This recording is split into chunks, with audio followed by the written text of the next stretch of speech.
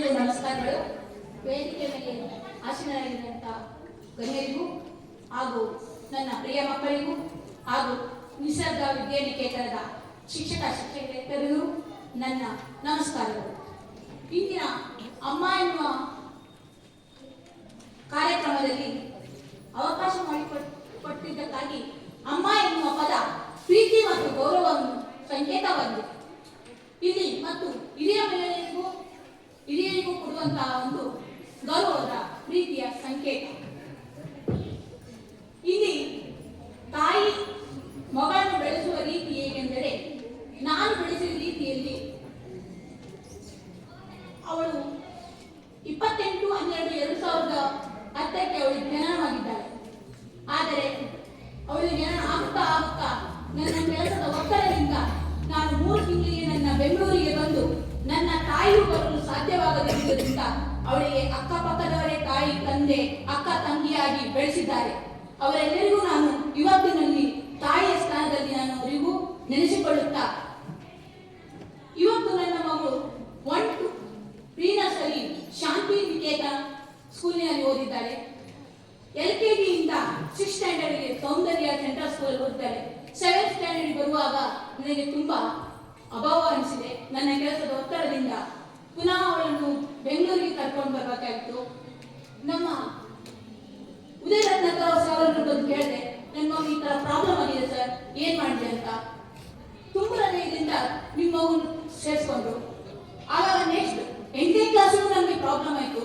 ನನ್ನ ಕೆಲಸದ ಒತ್ತಡದಿಂದ ಉಡುಪಿಗೆ ತಗೊಂಡು ಹೋದೆ.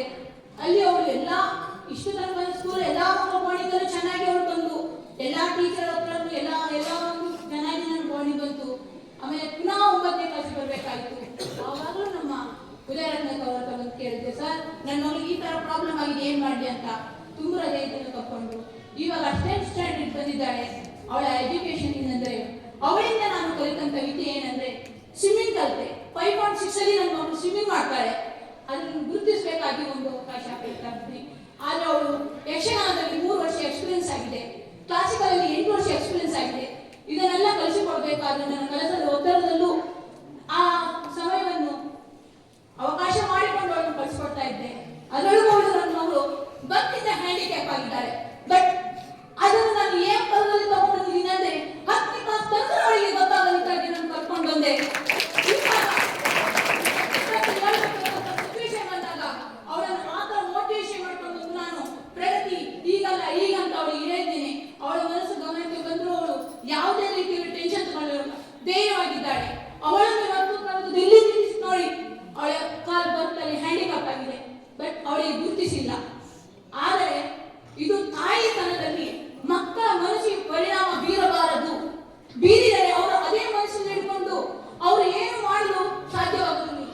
ಅವಳು ಹ್ಯಾಂಡಿಕ್ಯಾಪ್ ಆದ ಕಾರಣದಿಂದ ಅವಳು ಡ್ಯಾನ್ಸ್ ಸಹ ಮಾಡಲು ಆಗುವುದಿಲ್ಲ, ಏನೂ ಇಲ್ಲ ಇತ್ತು.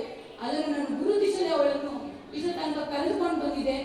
ಆದರೆ ಅದು ನನ್ನ ತಾಯಿತನಕ್ಕೆ ದೊಡ್ಡ ಗೌರವವನ್ನು ಹೋಗಿ, ಅದಕ್ಕೆ ಯಾವಾಗಲೂ ನಾವು ಮಕ್ಕಳಿಗೆ ಬುದ್ಧಿಯನ್ನು ಹೇಳಬೇಕಾದ್ರೆ ಹೇಗೆ ಹೇಳ್ಬೇಕಾದ್ರೆ, ಅವಳು ಏನೇ ತಪ್ಪು ಮಾಡಿದ್ರು ಅವಳ ಗಮನ ತಂದು ಪ್ರೀತಿಯಿಂದ ವಾತ್ಸಲ್ಯದಿಂದ ಅವಳಿಗೆ ಹೇಳಿ ಸರಿದಾರಿಗೆ ಕರೆದುಕೊಂಡು ಹೋಗ್ಬೇಕೆ ಹೊರತು ಮಕ್ಕಳಿಗೆ ಬೈದು ಬಡೆದು ಬುದ್ಧಿ ಹೇಳೋದ್ರಿಂದ ಯಾವುದು ಸಂಶಯ ಇಲ್ಲ. ನಿನ್ನೆ ನಾನು ಸರ್ ಹೇಳಿದ್ರು, ಕಳ್ಳತನಕ್ಕೆ ಒಂದು ಶಾಲೆ ಇದೆ ಅಂತ. ಆ ಶಾಲೆ ಮಾಡಲು ಬಿಟ್ಟವರು ಯಾರು? ಕ್ವಶನ್ ನಾವು ಹೇಳ್ಕೊಳ್ಳೋಣ.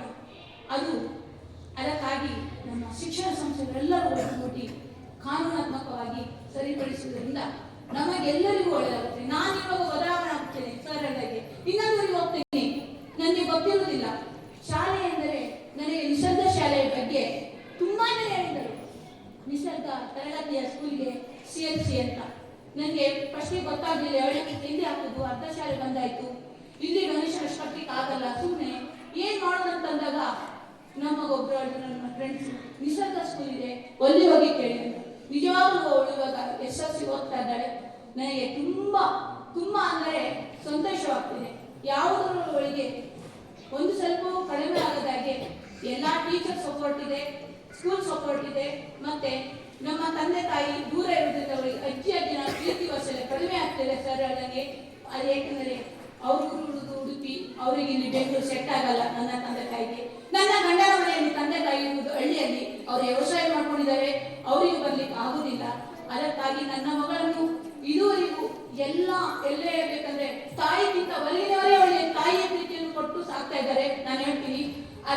ಅವಳಿಗೆ ತಾಯಿದು ಪ್ರೀತಿ ಕಮ್ಮಿ ಆಗ್ತಾ ಇದೆ. ಹೇಳ್ಬೇಕಂದ್ರೆ ಸರ್ ನಿಜವಾಗಿ ಅವಳು SSLC ಬಂದಾದ್ಮೇಲೆ ತಾಯಿ ಅವಳು ಅರ್ಧ ಗಂಟೆ ಕೂತ್ ಮಾತಾಡ್ಲಿಕ್ಕೆ ಟೈಮ್ ಸಿಗ್ತಾ ಇಲ್ಲ. ಅವಳಿಗೆ ಸ್ಕೂಲ್ ಬಿಟ್ಟು 5:30 6 ಗಂಟೆಗೆ ಮನೆಗೆ ಹೋದಾಗ ಅವಳು ದೊಡ್ಡವನ ಮನೆ ಇರ್ತಾಳೆ. 9:30 ತನಕ ಬರುವಾಗ ಬಟ್ಟೆ ಸಹ ಚೇಂಜ್ ಮಾಡ್ತಲ್ಲ ನಾನು ಅವಳನ್ನ ಹಾಗೆ ಇಟ್ಕೊಳ್ತೇನೆ. ಯಾಕೆಂದ್ರೆ ಬೇಡ 9:30 ನಾವು ಬಂದು ಮನೆ ಕರ್ಕೊಂಡು ನಿದ್ದೆ ಮಾಡೋದು 11:30 ಆಗುತ್ತೆ ಸರ್.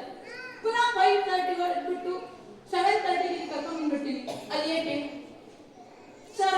ಅದು ರೂಲ್ಸ್ ಅಂಡ್ ಕಂಡೀಷನ್ ಇದೆ, ಅದಕ್ಕಾಗಿ ನಾನು ಮಾಡ್ತಾ ಇದ್ದೀನಿ. ಅಂತ ಹೇಳ್ಬೇಕಂದ್ರೆ ಏನೇ ಹಂತಗಳಲ್ಲಿ ಹೇಳ್ಬೇಕು, ಹೆಚ್ಚಾಗಿ ಕಣ್ಣೀರು ಬರುತ್ತೆ. ಆದರೆ ಎಲ್ಲ ಮಕ್ಕಳಿಗೆ ನಾನು ಹೇಳ್ತಾ ಇದ್ದೀನಿ, ಎಷ್ಟೇ ಕಷ್ಟ ಆದರೂ ನಿಮ್ಮನ್ನು ನಾವು ಕಷ್ಟಪಟ್ಟು ಎಷ್ಟೇ ತಪ್ಪು ತಿದ್ದು ತೋರು ಎಲ್ಲವನ್ನು ನಾವು ನಿಮ್ಮ ಬಗ್ಗೆ ಹಂಚಿಕೊಂಡು ನಿಮ್ಮನ್ನು ಪ್ರೀತಿಯಿಂದ ಸಾಕಿ ಸಮಾಜದಲ್ಲಿ ಒಂದು ವ್ಯಕ್ತಿ ಮಾಡ್ಬೇಕಂತೀವಿ. ಓದು ಒಂದೇ ಮುಖ್ಯ ಅಲ್ಲ, ನಾವು ಓದು ಇದ್ದಾದರೂ ನಾವು ಜೀವನದಲ್ಲಿ ಏನು ಮಾಡಬೇಕೆನ್ನುವ ಗುರಿ ನಿಮ್ಮಲ್ಲಿದೆಯಲ್ಲ, ಅದೇ ನಿಮ್ಮ ಛಲ. ಆದರೆ ತಾಯಿಯ ಕನಸು ನನಸು ಮಾಡಬೇಕು ಹೊರತು ಕುಗ್ಗಿಸಬಾರದು. ಯಾವಾಗ ಆದರೆ ಓದು ಒಂದು ಕಡಿಮೆ ಆದರೂ ತಾಯಿ ತನಗೆ ಒಂದು ಕೆಟ್ಟ ಹೆಸರು ತರದ ಹಾಗೆ ಬದುಕಬೇಕು ಮಕ್ಕಳು. ಏನೇ ಮಾಡಿದರೂ ಸಣ್ಣವರು ಏನೇ ತಪ್ಪಾಗಲಿ, ದೊಡ್ಡವರಾದರೂ ಏನೇ ತಪ್ಪಾಗಲಿ, ಆದರೆ ಒಂದು ಮಾತ್ರ ಇದೆ, ತಾಯಿಯನ್ನು ಮರೆಯಬಾರದು, ತಂದೆಯನ್ನು ಮರೆಯಬಾರದು, ಅಪ್ಪ ಅಮ್ಮನ ಮರೆಯಬಾರದು, ಅಜ್ಜಿ ತಾತನ ಮರೆಯಬಾರದು, ಅಣ್ಣ ತಮ್ಮಂದಿರು ಮಾವಂದಿರನ್ನಂತೂ ಮರೆಯಲೇಬಾರದು. ಅವರೆಲ್ಲ ನಿಮಗೆ ಬಿಟ್ಟಾಗ ಎಟ್ಟಿಯವರ ಅವರೇ ಹೊರತು ಗೆಳೆಯ ಗೆಳೆಯರು ಬರಲ್ಲ, ಅಕ್ಕಪಕ್ಕದ ಮನೆಯವರು ಬರಲ್ಲ. ಬರಬಹುದು 5, 10, 1, 2, 3 ದಿನ. ಕೊನೆಯ ತನಕ ನಮ್ಮಲ್ಲಿ ಇರುವುದು ಯಾರು ಗೊತ್ತಾ? ಧೈರ್ಯ ತಿಂದು ಎತ್ತ ತಾಯಿ ತಂದೆ ಇಬ್ಬರೇ. ಅದಕ್ಕಾಗಿ ತಾಯಿ ತಂದೆಯನ್ನು ಮುಂದಿನ ದಿನದಲ್ಲಿ ನೀವೇನೇ ಮಾಡಿಕೊಂಡಿರಲಿ, ತಾಯಿ ತಂದೆಯವರನ್ನು ಸಾಕುವ ಕರ್ತವ್ಯ ನಿಮ್ಮೆಲ್ಲರ ಜವಾಬ್ದಾರಿಯಾಗಿರುತ್ತದೆ. ನನ್ನ ಮಗಳು ಒಂದೇ ಅಲ್ಲ, ಈ ಮಾತು ಎಲ್ಲ ನನ್ನ ಪ್ರಿಯ ವಿದ್ಯಾರ್ಥಿಗಳಲ್ಲಿ ಕೇಳಿಕೊಳ್ಳುವುದು ಒಂದೇ, ನಾನು ತಂದೆ ತಾಯಿಯನ್ನು ಮೊದಲು ನೋಡಿಕೊಳ್ಳಿ. ಎರಡನೇದಾಗಿ ನೀವು ಓದಿದಂತ ಎಲ್ಲ ಸ್ಕೂಲಿನಲ್ಲಿಯೂ ಹೋಗಿ ಬಂದು ನೀವು ಒಂದು ತಿಂಗಳಲ್ಲಿ ಕೆಲಸದ ಹಣವನ್ನು ಸ್ಕೂಲಿಗೆ ಡೊನೇಷನ್ ಅಲ್ಲ, ಪ್ರೀತಿಯಿಂದ ನಾನು ಓದಿದ ಸ್ಕೂಲ್ ಎನ್ನುವ ಒಂದು ಗೌರವಕ್ಕಾಗಿ ಬಂದು ಎಲ್ಲ ಟೀಚರಿಗೂ ನಮಸ್ಕರಿಸುವುದನ್ನು ಮೊದಲು ತಿಳಿಯಬೇಕು. ಇಂದು ನಾನು LLM ಮಾಡಿದ್ದೀನಿ, ಇವತ್ತು ನಾವು ಸ್ಕೂಲಿಗೆ ಟೀಚರ್ನ ಮಾತಾಡ್ಲಿಕ್ಕಂತ ಹೋಗ್ತೀವಿ. ಎಲ್ಲೇ ಸ್ಕೂಲ್ ಟೀಚರ್ ಸಿಕ್ಕಿ ನಮಸ್ಕರಿಸುತ್ತೇವೆ. ಇಲ್ಲಿ ಇಷ್ಟೊಂದು ಮಾತನಾಡಲು ಅವಕಾಶ ಮಾಡಿಕೊಟ್ಟಂತಹ ಎಲ್ಲರಿಗೂ ಧನ್ಯವಾದ.